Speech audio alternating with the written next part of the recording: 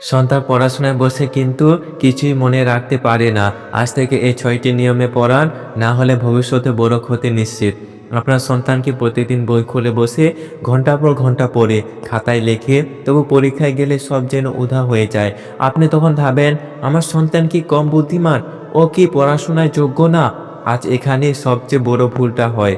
শুনে রাখুন, যে সন্তান পড়ে কিন্তু মনে রাখতে পারে না, সে অলস নয়, সে অযোগ্য নয়, সে বোকাও নয়। সমস্যা আপনার সন্তানের মাথায় নয়, সমস্যা পড়াশোনার নিয়মে। ৯০% বাবা মা না জেনে এমনভাবে পড়ান যাতে শিশু পড়ে ঠিকই, কিন্তু মস্তিষ্ক সেই তথ্য ধরে রাখতে পারে না। আর এ ভুল যদি চলতেই থাকে, তাহলে একদিন আপনার সন্তান নিজেই ভাবতে শুরু করবে, আমি কিছু পারি না, আমার দ্বারা হবে না। এই ভাবনায় ধীরে ধীরে ওর আত্মবিশ্বাস, ভবিষ্যৎ আর স্বপ্ন সব কিছু ধ্বংস করে দেয়। কিন্তু খবর হলো, মাত্র ৬টি সহজ কিন্তু বৈজ্ঞানিক নিয়মে পড়ালে যে কোনো সাধারণ শিশু মনে রাখা, বোঝা আর পরীক্ষায় ভালো করা সবই শিখে যায়। আজকে ভিডিওতে আমি সেই ৬টি নিয়ম বলবো, যেগুলো স্কুল কখনো শেখায় না, টিউশন স্যার বলে না, আর বেশিরভাগ বাবা মা জানেই না। একটাও মিস করবেন না, কারণ ৬ নম্বর নিয়মটা আপনার সন্তানের পড়াশোনার জীবনটাই বদলে দিতে পারে। ভিডিওটা শেষ পর্যন্ত দেখুন, হয়তো আজই আপনি বুঝতে পারবেন আপনার সন্তান দুর্বল নয়, শুধু ভুল পদ্ধতিতে পড়ছে। নাম্বার 1, পড়া মানে মুখস্থ নয়, আগে বুঝতে শিখান। বেশিরভাগ বাবা মা মনে করেন এটাই মুখস্থ করো, কাজ জিজ্ঞেস করব। কিন্তু শিশু যখন না বুঝে মুখস্থ করে, তার মস্তিষ্ক সেটা অপ্রয়োজনীয় তথ্য মনে করে ফেলে দেয়। মনে রাখুন, মস্তিষ্ক শুধু তখনই তথ্য ধরে রাখে যখন সে বুঝতে পারে এই জিনিসটা কেন দরকার। কিভাবে করবেন? উদাহরণ ধরুন, ইতিহাসে লেখা আছে পলাশির যুদ্ধ ১৭৫৭ সালে হয়েছিল। মুখস্থ না করিয়ে জিজ্ঞেস করুন, এই যুদ্ধটা হলে কি বদলে গেল, যুদ্ধ না হলে কি হতে পারত। যখন শিশু উত্তর ভাবতে শুরু করবে, তখন তার মাথায় ১৭৫৭ সাল নিজে থেকে বসে যাবে। আগে বোঝার পরে মনে রাখবে। এই নিয়ম না মানলে শত পড়ালেও লাভ নেই। নাম্বার ২, একটানা পড়াশোনা বন্ধ করুন। মস্তিষ্ক ক্লান্ত হয়।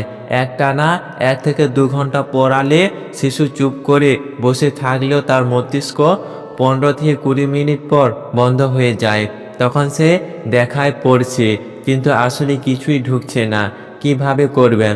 উদাহরণ, ১৫ মিনিট পড়া, ৫ মিনিট ব্রেক।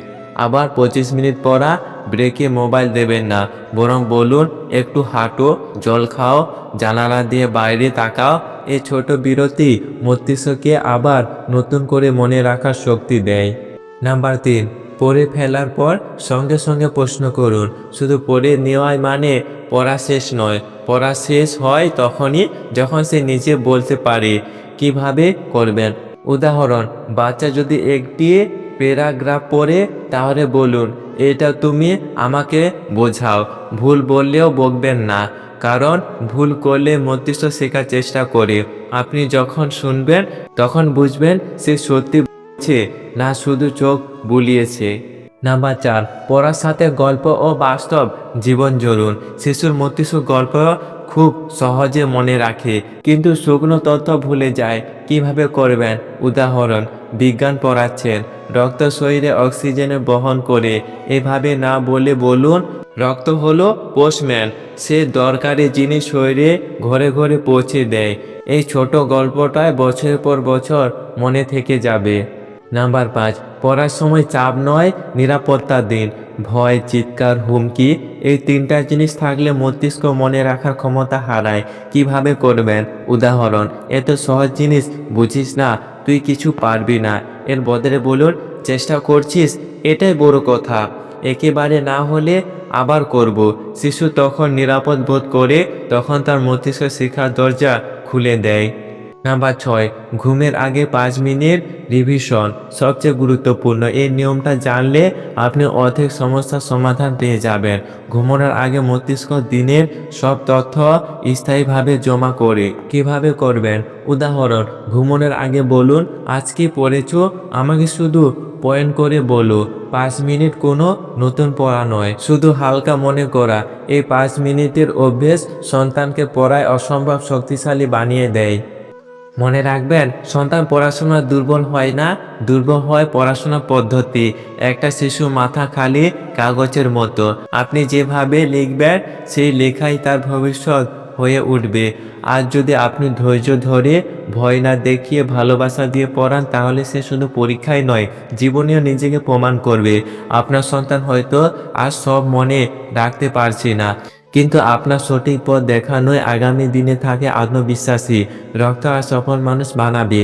আজ থেকে এই 6টি নিয়ম শুরু করুন। একদিন না, এক সপ্তাহ না, নিয়মিত করুন। দেখবেন একই সন্তান, একই বই, কিন্তু ফলাফল হবে সম্পূর্ণ আলাদা। আপনি যদি সত্যি সন্তানকে ভালোবাসেন, তাহলে আজই বদলটা শুরু করুন। ভিডিওটি ভালো লাগলে অবশ্যই একটি লাইক করবেন, কারণ আপনাদের একটা লাইক আমাদেরকে পরবর্তী ভিডিও বানানোর জন্য উৎসাহ করে। আর হ্যাঁ, কমেন্ট বক্সে অবশ্যই আপনার মতামতটা লিখে যাবেন। ভালো থাকবেন, সুস্থ থাকবেন। আবার দেখা হবে নেক্সট কোনো ভিডিওতে। ধন্যবাদ।